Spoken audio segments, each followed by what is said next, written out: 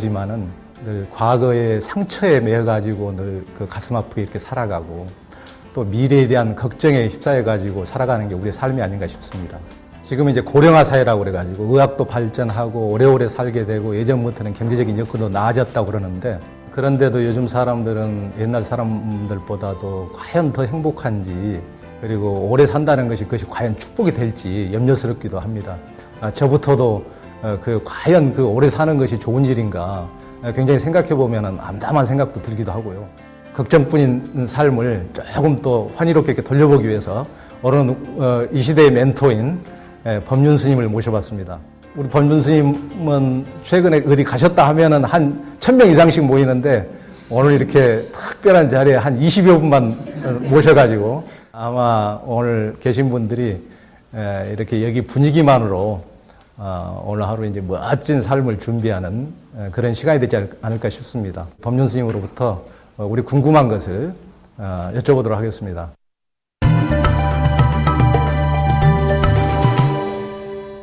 스님 안녕하세요. 네. 안녕하세요. 저는 예전에 이제 고승이나 이런 분들을 이제 읽어보기도 하고 뵙기도 하고 그러다 보면은 대부분의 그런 분들이 이제 부모님이 일찍 돌아가시거나 굉장히 충격에 의해서 인생 무상을 느끼고 그래서 이제 다른 삶 수도를 해야 되겠다 이런 이제 생각을 하신 분들이 굉장히 많더라고요. 그래서 죽음이라는 것이 인간에게 굉장히 결정적이구나. 그 사람을 결정하는 데 있어서 이 세상을 놔두고 이제 속세를 떠나서 출가하게까지 만들 만큼 어려서 경험한 죽음이라는 게 굉장히 그 삶에서 결정적이구나 많이 느끼게 되는데요. 스님 어렸을 때부터 이제 그런 혹시 기억할 만한 어떤 충격이나 혹시 그런 죽음이 있으셨습니까? 출가하게 된 동기가 죽음이라는 문제 앞에서 충격을 받고 인생의 무상을 느끼고 그런 경우는 아니에요. 우리 스님이 던진 질문, 결국 네가 어디서 와서 어디로 가는가라고 하는 이 질문.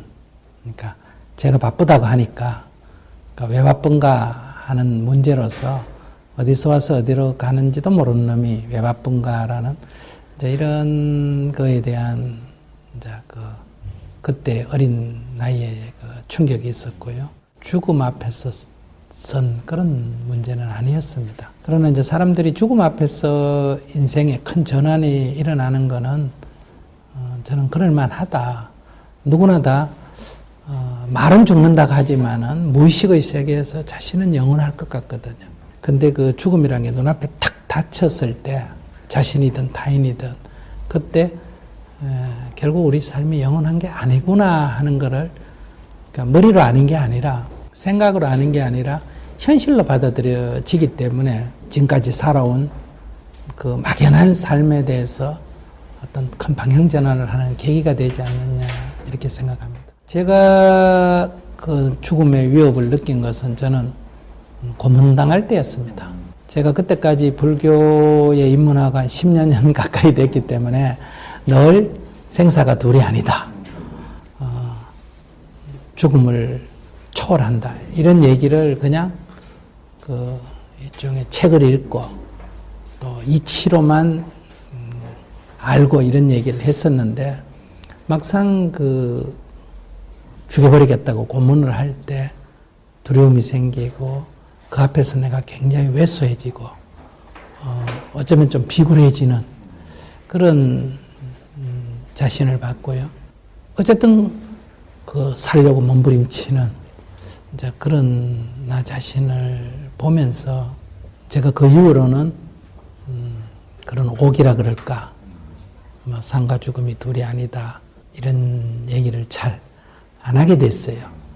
그러나 이제 죽음을 뛰어넘는다 생사가 둘이 아니다는 의미가 정말 우리가 나고 죽는 게 둘이 아니다는 의미인지 이게 뭘 의미하는지에 대해서는 훨씬 더 깊이 이렇게 탐구하게 됐습니다. 제가 알았던 그런 개념과 더 깊이 탐구하면서 결국 제 나름대로 자각했던 개념은 좀 많이 차이가 났습니다. 막다른 골목, 정말 죽을지도 모른다는 그런 막다른 골목은 저에게도 삶의 어떤 전환을 가져왔다 그럴까요? 그런 계기가 된 것은 사실입니다. 그리고 삶에 대해서 훨씬 더 좀 진지해졌다 그럴까. 그러니까 이렇게 지식으로 아는 걸 갖고 이렇게 막 정말 아는 것처럼 이렇게 큰 소리 치다가 그게 현실에 부딪혔을 때 전혀 작동하지 않는 그런 걸 보면서 정말 내가 경험하지 않는 것은 나에게 있어서는 적어도 진리가 아니겠다. 이런 생각을 갖게 되면서 뭐 지금도 지식을 얘기하긴 하지만 가능하면 지식적인 얘기는 좀 덜 하려고 그러고 어떤 지식을 들어도 그것이 경험적으로 받아들이는데 치중하고 또 경험되어진 거에 가능하면 좀 준해서 얘기를 진행하려고 하는 그런 약간의 그 좀 신중함이라 그럴까 그런 걸 준 계기가 된 것 같아요.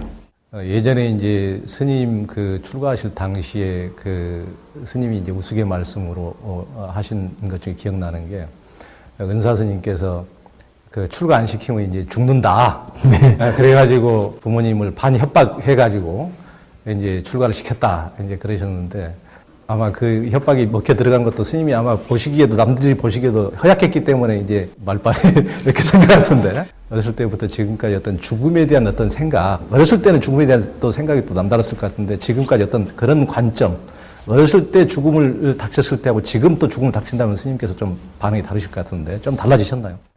제 후배하고 같이 자취를 했습니다. 그런데 그 아이가 자전거를 타고 가다가 넘어졌는데 이게 작은 돌이 이렇게 머리에 부딪혀가지고 갑자기 죽게 됐어요. 뇌출혈로. 근데 그게 굉장한 하나의 충격이었고요. 그때 제가 중고등학교 때 몸이 매우 쇠약한 상태. 100m 달리기만 해도 온몸이 파랗게 막 반점이 생겨서 일어나지를 못하고 하늘이 노라지는 이런 수준의 좀 약한 것, 뭐 이런 것이 특히 이제 우리 스님이 부모님께 말씀하실 때 가능성을 열어놨죠. 단명에 대한 가능성을. 저는 뭐 그것이 꼭 그때 스님의 말씀을 맞다 또는 아니다. 스님은 어머니에게 출가를 시키려고 했다. 뭐 이런 생각은 안 했어요. 하나의 가능성으로 열어뒀는데 다만 그 말씀이 저한테는 늘 마음에 새겨지는 거였습니다. 제가 그때 그 말씀을 스님이 딱 몇 살이라고는 얘기 안 했지만 40 전후라고 생각을 했기 때문에 그것은 저한테는 두려움보다는 굉장히 열심히 사는 계기가 됐어요. 딴 사람은 뭐 7, 80 사니까 저렇게 살지만 나는 40 이내라고 생각했기 때문에 정말 남보다 두세 배 더 쓰러져서 의식을 잃을 만큼 과로하면서 생활을 했던 거고요. 그 분기점이 넘어갔을 때는 살 만큼 살았다는 안도감이라 그럴까요? 그래서 이게 약간 덤이라는 생각. 그러니까 훨씬 삶이 좀 편해진 것 같아요. 조급함도 없어지고, 그리고 두려움도 좀 적어지고, 그래서 살아있으니까 열심히 이렇게 뭐 일은 하지만은 갑자기 죽는다 해도 특별히 뭘 내가 하려고 했는데 그걸 못해가 뭐 아쉬워가지고 이렇게 걱정한다든지 이런 일은 별로 없는 것 같아요. 저한테는 그런 이미 죽음이란 걸 늘 내가 어느 나이다라는 걸 염두에 두고 살았는데 그걸 넘어가 버리니까 그런 면에서는 나쁜 작용을 했다기보다는 저한테는 죽음이라는 게 그전에는 열심히 사는 계기가 됐고 그 후에는 삶을 좀 편하게 받아들인다 그럴까 약간 좀 여유로워진 것 같아요. 마음이 옛날엔 조금 조급했었거든요. 그런데서 지금 누구나 이 생명 자체에 대해서야 폭력을 행사하거나 누가 죽인다고 하면 거부 반응이 있고 두려움이 있겠지만은 그러나 그 육체적인 반응을 제외하고 정신적으로는 옛날보다는 훨씬 좀 이런 걸 편하게 받아들이지 않느냐. 남의 죽음을 보든 또 나에 대해서든 아프든 이럴 때도 훨씬 좀 편하게 받아들여지는 것 같아요. 선생님이 이제 일찍 돌아가실까봐 열심히 사시고 하시다 보니까 너무 열심히 사시던 게 지금까지 60이 되시도록 너무 열심히 사시는 것 같아서 안타까운데 지금 조금 쉬셔도 안 되니까. 그러면 습이겠죠.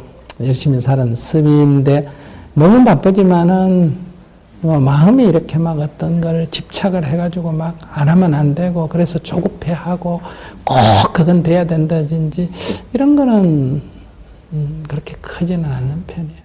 이제 아마 그 불교에서는 그 죽음이라는 것을 열반이라 그래가지고 굉장히 아름답게 표현한 건데 열반에 대해서 니르바나 이제 해탈의 어떤 과정으로 이렇게 소개도 하고 굉장히 좋은 걸로 이렇게 했는데 현대인들에게는 이제 가면 갈수록 죽음이 이제 가장 최대 두려움의 대상이고 그런데 불자들이 죽음을 바라보는 방식 어떻게 우리가 죽음을 받아들여야 될지 한번 말씀해 주시죠.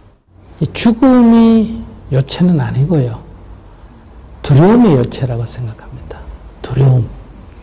결국 죽음이라는 것이 나에게 두려움을 주게 되고 이 두려움을 극복하려고 다시 말하면 내세에도 나온 거 아니냐. 죽음은 끝이 아니고 더 계속된다든가 더 좋은 데에 간다든가 이런 생각을 하면 죽음이 좀 덜 두려울 거 아니겠어요. 뭐 그런 저는 성격으로 보죠. 내세가 있고 없고는 있나 없나가 핵심이 아니라는 거죠. 그러면 죽음에 대한 극복은 죽고 안 죽고의 문제가 아니고 죽음에 대한 두려움이 없어지는 게 중요하거든요. 그럼 죽음에 대해서 왜 두려워하느냐 이제 이런 문제죠. 죽고 나면 없어진다든지 자꾸 이런 생각을 하니까 타인에 대해서도 아쉬움이 일어나고 자기에 대해서도 아쉬움이 지나쳐서 두려움이 되는 거 아니냐. 우리가 사물을 관찰해 보면 사물에는 변화가 있지 않습니까? 얼음으로 만든 구슬이 있다면 어린아이는 그 구슬을 갖고 놀다가 밖에 가서 놀다가 들어왔을 때 물이 돼 있다면 그 아이의 인식은 이렇거든요. 구슬이 없어졌다. 이렇게 말한단 말이에요. 물이 생겼다. 이렇게 말하는데 그러면 물이 생겼다, 구슬이 없어졌다는 게 생멸 아닙니까? 그죠? 그러면 존재의 생멸이 있느냐는 거예요. 생멸이라는 것은 우리의 인식이라는 거죠. 존재에는 그냥 변화만 있다는 거죠. 그 변화가 그 전체의 변화를 다 관찰하면 변화했다라고 올바르게 인식하는데 이제 바깥에 가서 놀다가 와서 한 측면, 결국은 편견이거나 단견인데 한 측면만 보니까 없어졌다 또는 생겼다라고 하는 인식상의 오류가 생긴 거다. 그러니까 생멸은 인식상의 오류지 존재가 생멸하는 것은 아니라는 거죠. 존재는 변화한다는 거죠. 다만 변화할 뿐이다는 것들을 올바르게 바라보고 있으면 거기에는 두려움도 없고 아쉬움도 없을 텐데 이제 그것을 올바르게 바르게 인식하지 못하고 부분적으로 잘못 인식하게 되니까 그러니까 구슬이 없어졌다고 생각하니까 구슬에 대한 아쉬움이 생기는 거 아닌가. 또 없어질까 봐 두려움이 생기는 거고 뭐 그런 데서 저는 물질뿐만 아니라 우리가 나뭇잎을 관찰하든 하나의 식물을 관찰하든 결국은 물질들이 일정한 설계도에 따라서 조립이 돼서 형성되고 유지되다가 또 해체되고 또 다시 조립이 되고 이런 하나의 변화죠. 바다의 파도가 출렁거릴 때 파도 하나하나를 관찰하면 파도가 생기고 없어지고 생기고 없어진다고 관찰이 되지만 바다 전체를 관찰하면 그냥 물이 출렁거리는 거죠. 총체적 관찰 또는 실제의 모습은 생멸이 아니라 변화만 있다는 거죠. 그러니까 우리가 변화를 여실하게 꿰뚫어 볼 수만 있다면 두려움은 없다는 거죠. 변화에 따른 두려움은 없다는 거죠. 그것이 이제 올바르게 알아차려지지 않고 그것이 생멸로 인식이 되니까 기쁨이나 슬픔 이런 두려움 같은 게 반복되는 거 아닌가. 그런 데서 그 막상 너한테 똑같은 일이 닥치면 어떡하느냐. 이럴 때도 충분히 내가 깨어만 있을 수 있다면 그것을 하나의 현상으로 받아들일 텐데, 과거에 살아온 이 방어 본능, 생존의 본능이 이제 그 순간에 자기를 못 껴있고 하니까 똑같이 두려움이 생기죠. 어린아이처럼. 그러나 이제 두려움이 생기지만은 다시 돌이켜서 여실히 살피면 두려움은 잦아들고 하나의 변화로서 바라볼 수 있지 않느냐. 그런 데서 생사가 없어지는 게 아니고, 즉 생겨난 것들이 없어지지 않는 것이 영생이 아니라 본래 생겨남과 사라짐이라는 것이 없다는 거죠. 그건 인식상에 오르지 실제의 존재는 다만 변할 뿐이라는 거죠. 이것이 이제 우리가 생이라지만 생이 아니고 멸이라지만 멸이 아니다. 그게 이제 불생불멸이거든요. 그 불생불멸은 영원하다는 얘기가 아니라, 불생불멸이란 말은 생이라는 인식, 멸이라는 인식이 오르라는 거죠. 그렇기 때문에 존재는 그냥 변화만 있다. 그래서 초기 교설에 있어서의 재행무상과 대승교설에 있어서의 불생불멸은 반대되는 개념이 아니라 동일한 개념이라는 거죠.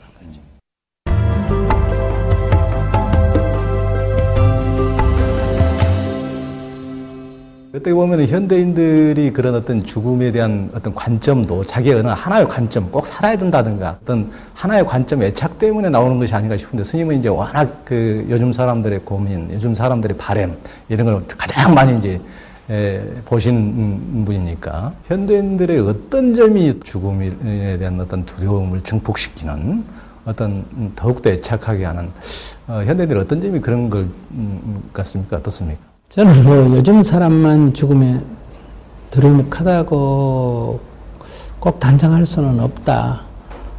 옛날 사람도 다 죽음에 대한 두려움이 있었는데, 죽음에 대한 두려움은 생명이 갖는 굉장히 자연스러움이라고 생각해요.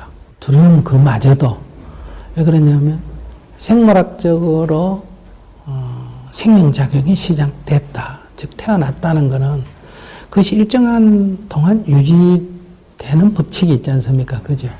물체가 움직일 때도 지속적으로 움직이려는 성질이 있고, 우리가 담배를 피웠을 때도 한번 습관 들면 그건 일정하게 움직이려는 성질이 있고, 그것을 거스르면 저항이 따르지 않습니까? 물체도 반대로 힘을 가해야 되고, 또 담배도 끊으려고 그러면 몸이 아프다든 저항이 일어나는 것처럼 생명도 그 자체에 하나의 법칙이 있는데, 그걸 중단시키려면 당연히 저항이 따르는 거다. 그런 면에서 사람만이 아니라 이런 동물들도 죽이려고 그러면 이렇게 도망가고 두려워하지 않습니까? 이것은 자연스러운 저는 하나의 행위 양식이다. 그걸 뭐 안 두려워하고 그냥 탁 앉아가 죽는다고 저는 도다 이렇게 생각하지는 않습니다. 그건 자연스러운 생명의 하나의 현상이다. 그러면 그런 모든 토끼나 이런 짐승들도 살아있을 때 그렇게 하면 두려움이 일어나는 건 자연스러운 현상인데, 이제 그 나이가 들어서 죽을 때 그러면 살려고 발버둥을 치느냐, 그건 아니라는 거예요. 그냥 하나의 오늘 하루를 살듯이 내일 하루를 살듯이 그들도 죽 또한 하나의 현상으로 그냥 받아들여지는 거거든요. 거기서 인간만은 이 어떤 살아온 이런 관성, 그리고 그 지나친 집착이 이 죽음을 자연스럽게 안 받아들인다는 거예요. 어쩌면 나뭇잎이 떨어져줘야 새순이 나는 거고, 죽어줘야 또 새로운 생명들이 살 수 있는데, 그것은 하나의 이 세상이 지속 가능하게 유지되는 데 있어서는 태어남만 중요한 게 아니라 죽음도 있어야 이게 지속 가능하거든요. 그런데 태어남은 있는데 죽음은 없는 것은 법칙적으로도 맞지도 않고 또 우리에게 유익한 것도 아니에요. 그래서 저는 이러한 죽음을 자연스럽게 받아들이는 게 필요하다. 근데 현대인들은 이제 너무 이제 자아가 강하다 그럴까? 욕심이 많다 그럴까? 이런 것들이 단순히 이렇게 재물에 대한 지나친 욕심, 지위에 대한 지나친 욕심, 명예에 대한 지나친 욕심. 이게 옛날 사람도 있었지만 옛날 사람보다 확실히 요즘이 강한 편이거든요.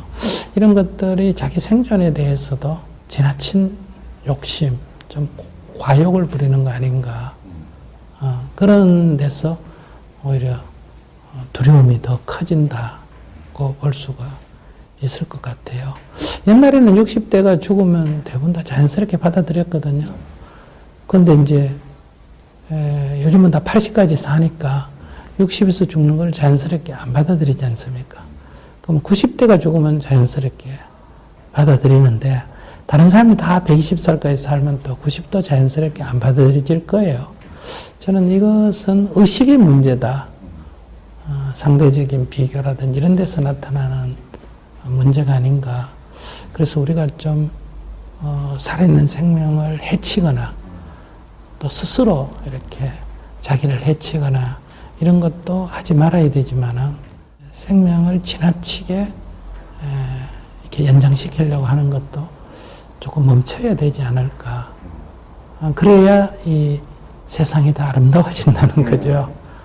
지금 이렇게 평균 수명이 점점 길어지면 일시적 좋은 현상이 일어나지만은 이것은 개인에게도 굉장히 삶을 기쁨으로 이렇게 사는 게 아니고 굉장히 이렇게 우울하게 사는 또 남에게 의지해서 겨우 이렇게 생명답게 못 사는 그런 기간을 너무 많이 거쳐야 되는 것도 있고 그 다음에 이제 일업이라든지 이런 경제적으로도 너무 많은 지출을 해야 되고, 그래서 이게, 단지 오래 산다 뿐이지, 삶이 행복하거나 아름답지는 못하다는 거죠.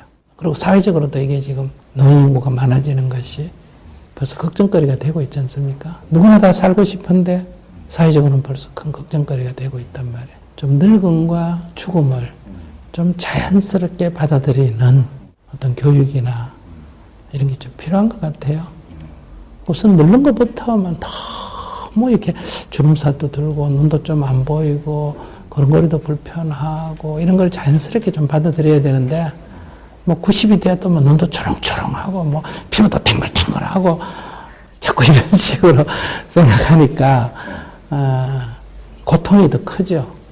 요즘 드는 걱정은 정말 어기적 잘 걷지도 못한 상태에서 혹시 30년, 40년 살면 어떻게 하나.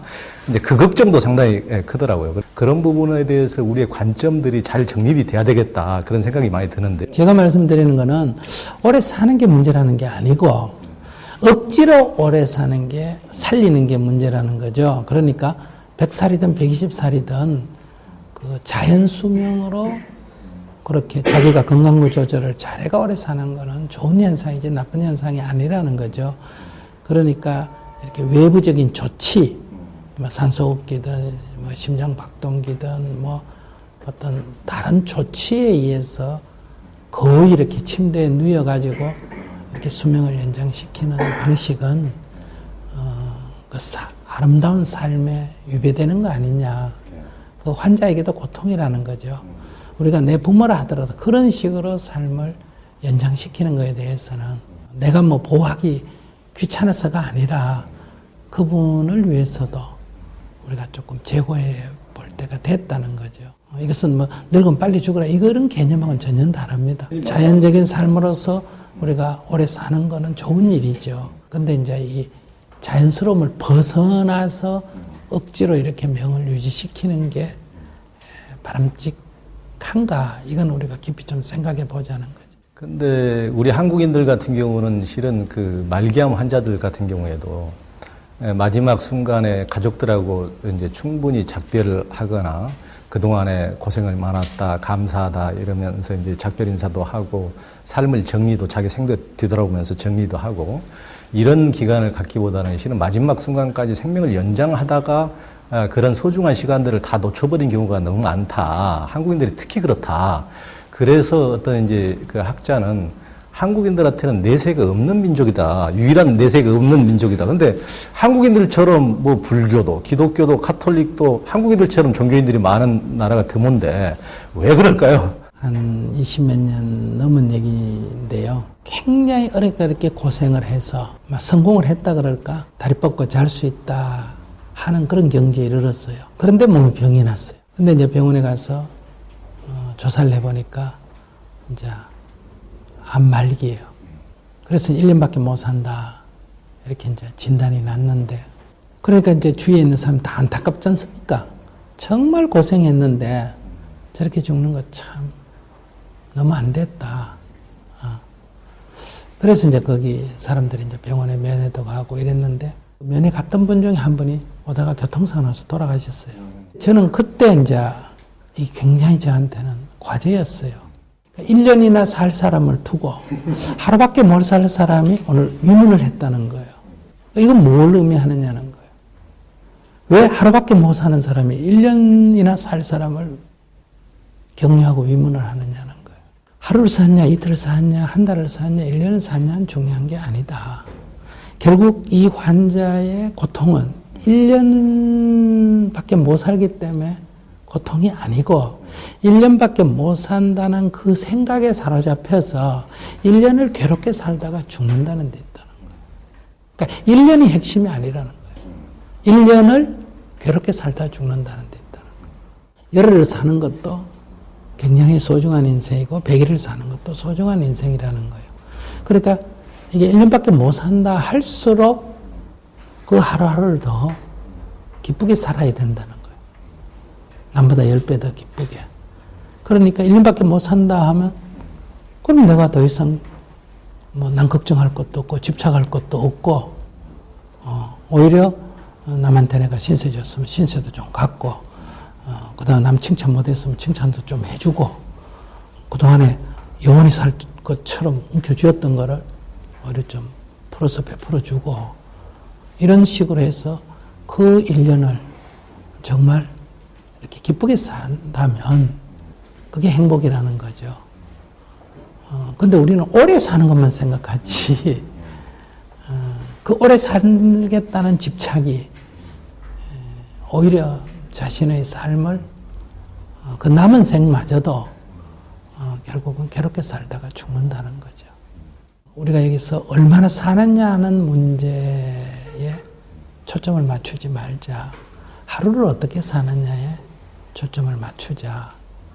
예수님께서 33살에 돌아가셔도 그분이 돌아가실 때 자신을 십자가에 못 박은 사람을 향해서 주여 저들을 용서하소서라는 그런 마음으로 자기의 삶을 받아들일 때 비록 타인이 내 육신은 죽일지언정 죽일 수 있을지언정 내 영혼은 어떻게 못 해보잖아요.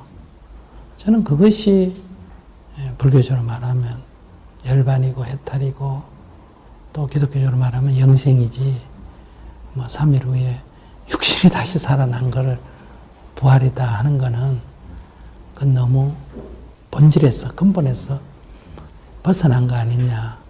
이렇게 삶을 받아들였기 때문에 저는 위대한 거고 그분의 가르침이 오래도록 남게 되는 거고 많은 사람한테 희망을 주는 거 아니겠느냐. 우리가 그런 삶의 자세를 조금이라도 배워나간다면 우리가 나에게 주어진 삶을 훨씬 더 긍정적으로 받아들일 수 있지 않느냐. 죽음까지도 어쩌면 병까지도 육체적 통증은 내가 어떻게 해볼 수 없는 통증이니까 그건 아파하더라도 나에게 주어진 삶의 현실을 그 어떤 것이든 좀 더 가볍게 기꺼이 받아들일 수 있지 않느냐. 저는 이런 자세가 좀 필요하다 싶습니다. 사람들에게 니들 전부 다 극락 데려다 줄게, 천국 데려다 줄게 이렇게 해야 사람들이 좋아할 것 같은데 스님이 계속 그런 말씀하시니까 사람들이 과연 이제 어떻게 생각할지 걱정스러운데. 실은 이제 저는 종교인들도 이제 가까이 뵙고 그러다 보면은 노스님들도 연로하신데도 불구하고 이제 암 환자들이 이제 마귀까지 이렇게 수술도 여러 번 하시고 또 요즘에는 부유하신 이렇게 목회자들은 어디 외국으로 줄기세포도 맞으러 이렇게 가신다고 그러고 가장 극락 천국을 강조하시는 분들이 과연 저분들이 진짜 극락천국을 믿는 것인가 굉장히 저는 개인적으로 의심을 많이 하고 있거든요. 그래서 저분들 극락천국을 안 믿으면서 왜 사람들에게 전부 다 맨날 극락천국만 말씀하시는가 이런 이제 의심 갖고 있는데 스님은 어떻게 보세요? 죽음에 대한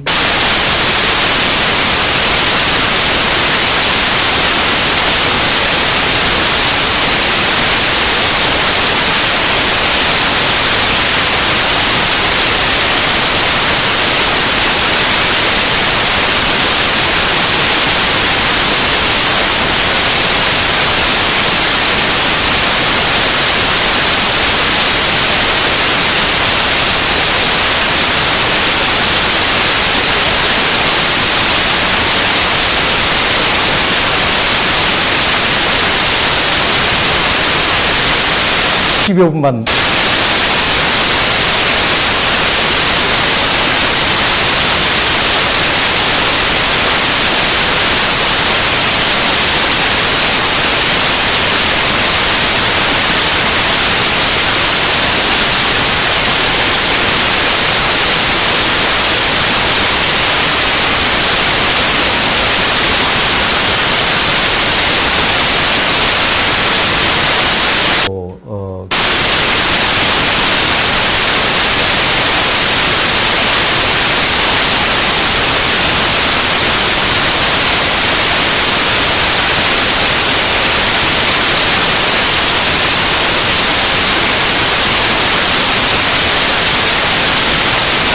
까지 만들.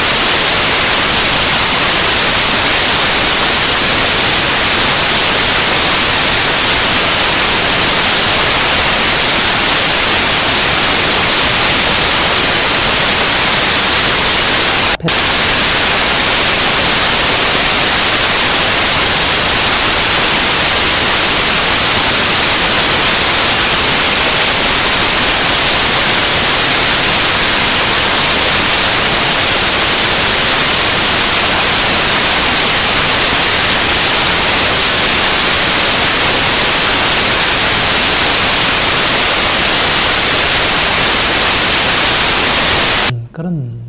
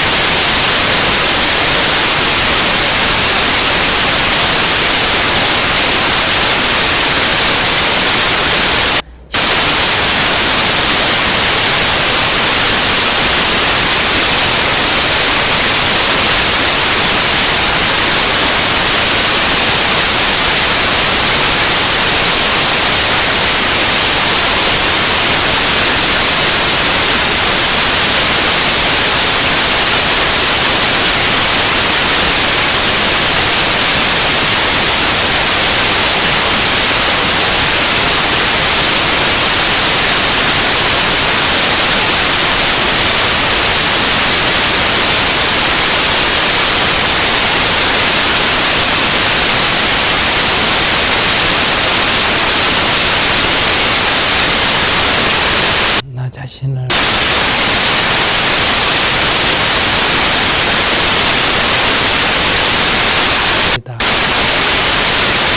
이제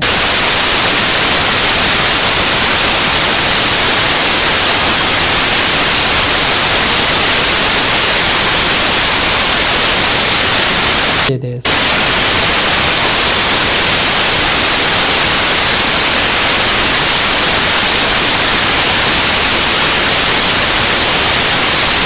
제 나름대로 자각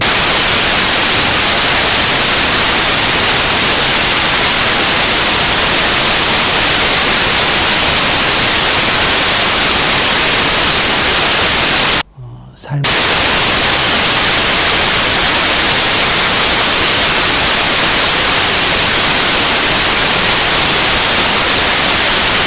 그러니까 이렇게